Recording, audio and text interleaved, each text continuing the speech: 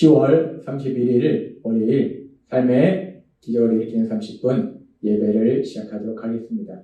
하나님께서 오늘 우리에게 주신 말씀은 요한복음 8장 1절부터 11절까지 말씀입니다. 이 말씀 제가 봉독하도록 하겠습니다. 예수는 감람산으로 가시다. 아침에 다시 성전으로 들어오시니 백성이 다 나오는지라 앉으사 그들을 가르치시더니 서기관들과 바리새인들이 음행 중에 잡힌 여자를 끌고 와서 가운데 세우고 예수께 말하되 선생이요 이 여자가 가늠하다 현장에서 잡혔나이다. 모세는 율법에 이러한 여자를 돌로 치라 명하였거니와 선생은 어떻게 말하겠나이까? 그들이 이렇게 말하면 고발할 조건을 얻고자 하여 예수를 시험함이라. 예수께서 몸을 굽히사 손가락으로 땅에 쓰시니 그들이 묻기를 마지 아니하는지라. 이에 일어나 이르시되 너희 중에 죄 없는 자가 먼저 돌로 치라 하시고 다시 몸을 굽혀 손가락으로 땅에 쓰시니 그들이 이 말씀을 듣고 양심의 가책을 느껴 어른으로 시작하여 젊은이까지 하나씩 나가고 오직 예수와 그 가운데 섰는 여자만 남았더라. 예수께서 일어나사 여자 외에 아무도 없는 것을 보시고 이르시되 여자여 너를 고발하던 그들이 어디 있느냐? 너를 정죄한 자가 없느냐? 대답하되 주여 없나이다. 예수께서 이르시되 나도 너를 정죄하지 아니하노니 가서 다시는 죄를 범하지 말라 하시니라. 아멘.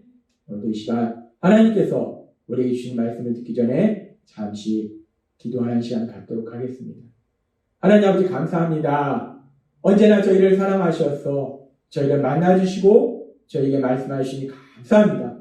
하나님 아버지 오늘도 주시는 말씀을 통해서 저희를 사랑하신 하나님을 만나게 하시고 그 하나님의 말씀을 들음으로 인해서 저희 안에 하나님이 주시는 진리의 말씀이 가득하게 하시고 그 진리의 말씀을 믿음으로 인해서 담대하게 세상을 살아가는 저희가 될 수 있도록 은혜 베풀어 주옵소서.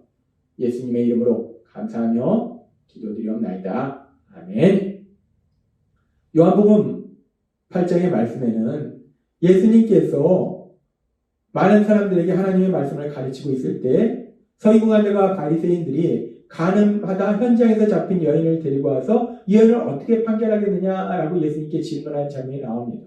근데 지난번에도 하나님께서 말씀해 주셨다시피 그것은 이들이 하나님의 말씀대로 죄 지은 자를 판결하려는 것이 아니라 어떻게 해서든지 예수님을 궁지에 몰아넣어서 예수님을 죽이려고 하는 악한 의도가 그들의 마음에 있다는 것.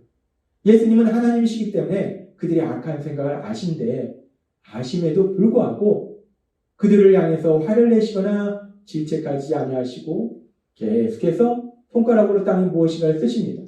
그러니까 그들이 계속해서 재촉합니다. 빨리 대답하라 라고 재촉합니다.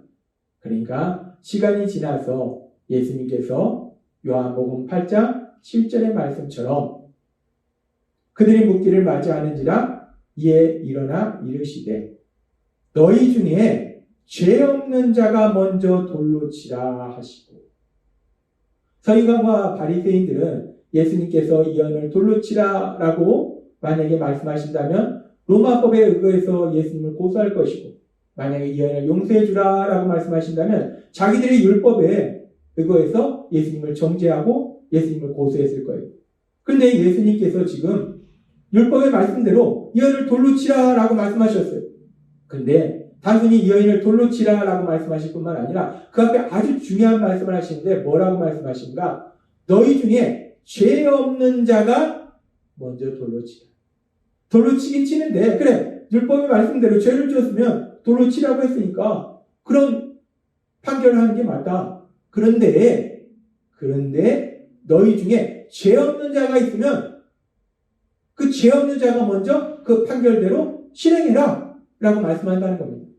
여기서 죄 없는 자라는 이 표현은 이제까지 이 세상을 살면서 한 번도 죄를 짓지 않은 것을 의미할 뿐만 아니라 그 마음에 죄를 짓고자 하는 어떤 생각조차도 없었던 그런 사람을 의미해요. 그런데 우리가 알다시피 사람은 누구나 죄를 짓는다는 겁니다.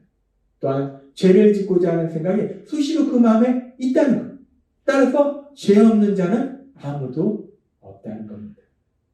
예수님께서 어떻게든지 예수님을 궁지에 몰아넣어서 예수님을 죽이려고 하는 이들을 향해서 너희 중에 죄 없는 자가 먼저 돌로 치라 라고 말씀하세요.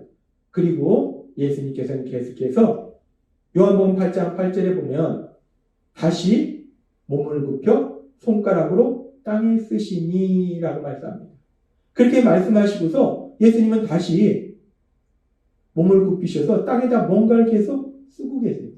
왜 예수님께서 너희 중에 죄 없는 자가 먼저 돌로 치라고 말씀하시고 다시 몸을 굽히셔서 땅에 뭔가를 쓰고 계신가? 우리는 그 정확한 이유를 알 수 없어요. 그런데 우리가 본문의 말씀을 묵상하다 보면 대부분의 성경학자들은 예수님께서 이렇게 말씀하신 이후에 땅에 계속해서 뭔가를 쓰시는 것은 이 예수님의 말씀을 들은 사람들이 자신들의 삶을, 자신들을 돌아볼 수 있는 그 시간을, 그 기회를 주시기 위해서 예수님께서 이렇게 땅에다 뭔가를 계속 쓰고 계셨다라고 성경학자들은 해석합니다. 그렇습니다. 서기관들과 바리새인들은 어떻게 해서든지 구원자로 오신 그 예수님을 죽이려고 하는 것. 그럼에도 불구하고 예수님께서는 그런 죄인, 그런 악한 그들조차도 불쌍히 여기셔서 그들이 더 이상 죄를 짓지 않도록 그들이 자신들의 죄를 돌아볼 수 있는 시간을, 그 기회를 주고 계시더라는 겁니다. 우리 예수님은 그렇게 사랑의 하나님이시고 그렇게 예수님께서 그들에게 자신의 삶을, 자신의 죄를 돌아볼 수 있는 기회를 주셨을 때 그런 시간들을 통해서 이 사람들의 마음속에 여러 가지 생각이 들었을 것이고 그리고 결국 계속되는 요한복음 8장 9절은 이렇게 말씀합니다. 그들이 이 말씀을 듣고 이 말씀은 뭐냐면 바로 앞에 말씀했던 너희 중에 죄 없는 자가 먼저 돌로 치라라는 이 예수님의 말씀. 돌로 치기는 치는데 그래 율법의 말씀대로 죄인에 대해서 돌로 치는데 죄 없는 자가 먼저 돌로 쳐라 라는 이 말씀을 이들이 듣고 양심의 가책을 느끼고 자신들도 죄를 지었더라는 거예요. 죄를 짓고자 하는 생각을 수없이 했더라는 겁니다. 그러니까 아무도 죄 없는 자가 없는 거예요. 그러니까 양심의 가책이 느껴지는 거예요. 그래서 어른으로 시작하여 젊은이까지 하나하나씩 나가고 오직 예수와 그 가운데 섰는 여자만 남았더라 라고 말씀합니다. 그렇습니다. 예수님께서 말씀하시자 그들은 빨리 이 여인에 대해서 어떻게 판결할 건지 얘기해라 라고 재촉했는데 예수님은 한동안의 시간이 흐르신 후에 너희 중에 죄 없는 자가 먼저 돌로 치라 라고 말씀하시고 다시 계속해서 땅에 무엇인을 쏘시킨다는 거예요. 그랬을 때 그들의 마음속에 그들의 삶을 돌아보고 자신들의 죄가 있음을 깨닫게 되고 양심의 가책을 느껴서 하나씩 어떻게든지 이 여인을 죽이려고 하고 또한 예수님을 궁지에 몰아넣어서 죽이려 하던 그 모든 사람들이 하나씩 그 자리를 떠나가는 겁니다. 그리고 결국은 이제 예수님과 그 여인 두 사람만 이 자리에 남아있는 거예요. 그리고 그 상황 속에서 요한복음 8장 10절은 이렇게 말씀합니다. 예수께서 일어나사 여자 외에 아무도 없는 것을 보시고 이르시되 여자여. 이 여자여라는 말은 경멸의 그런 언어가 아니라 아주 부드럽고 사랑이 가득한 그런 표현입니다. 여자여, 너를 고발하던 그들이 어디 있느냐? 너를 정죄한 죄가 없느냐라고 물어보십니다. 이 여인은 가늠하다 현장에 잡혔어요. 모세의 율법은 이런 여인에 대해서는 분명히 돌로 치라 말씀하셨어요. 더군다나 율법을 잘 알고 있는 바리새인들과 서기관들이 이 여인을 잡아왔어요. 그래서 이 여인은 가늠하다 현장에 잡혔기 때문에 수치스럽고 또 이제 자기가 돌로 맞아 죽임을 당할 거라는 그런 두려움, 죽음에 대한 두려움으로 가득했을 거예요. 이 여인의 마음속에는 수치스러움과 두려움으로 가득했을 거라는 겁니다. 그런데 그렇게 수치스러움과 두려움으로 가득한 이 여인에게 예수님께서는 너를 고발하던 자, 또 너를 정죄하는 자, 이 정죄라는 단어를 사용함으로 인해서 고발이라는 단어를 사용함으로 인해서 이 여인의 그 마음속의 생각을 수치와 두려움에서 자신이 지은 죄를 돌아볼 수 있도록 만들어 주시라는 겁니다.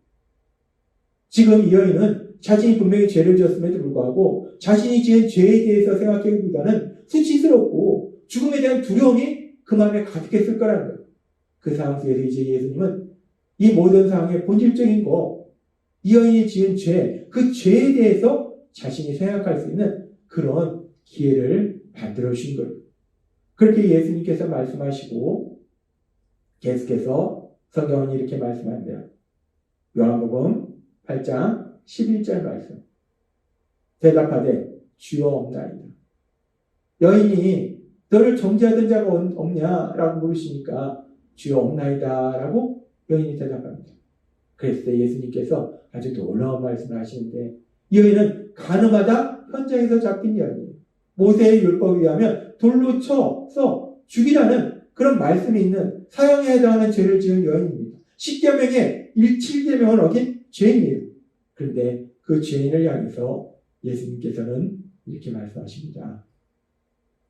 나도 너를 정죄하지 아니하노니 가서 다시는 죄를 범하지 말라라고 말씀하세요.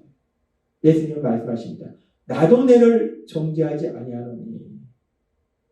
이 말씀은 이 여인이 죄가 없다는 게 아니에요. 이 여인은 분명히 죄를 졌는데 근데 예수님께서 이 여인의 죄를 용서해 주시겠다라고 말씀하신 거예요. 예수님은 하나님이시기 때문에 죄인을 용서할 수 있는 그런 권한이 있으신 거예요. 그래서 예수님은 분명히 간음의 무서운 죄를 지은 여인임에도 불구하고 내가 너의 죄를 용서해 줄게 라고 예수님이 말씀하신다는 겁니다. 그러면서 용서해 주시면서 다시는 그렇게 죄를 짓지 말아라 라고 말씀하신다는 거예요. 우리는 이 말씀을 통해서 죄인을 용서해 주시는 하나님이신 예수님의 크신 사랑의 모습을 볼 수 있는데 그런데 우리가 이 말씀을 읽고 묵상할 때 본문에 나와 있지 않지만 이렇게 예수님께서 이 여인을 용서해 주실 때 이 여인은 이미 자신의 죄에 대해서 다시 한번 생각하고 자신이 지은 죄에 대해서 회개하는 그런 시간을 가지고 있음을 우리는 알 수 있습니다.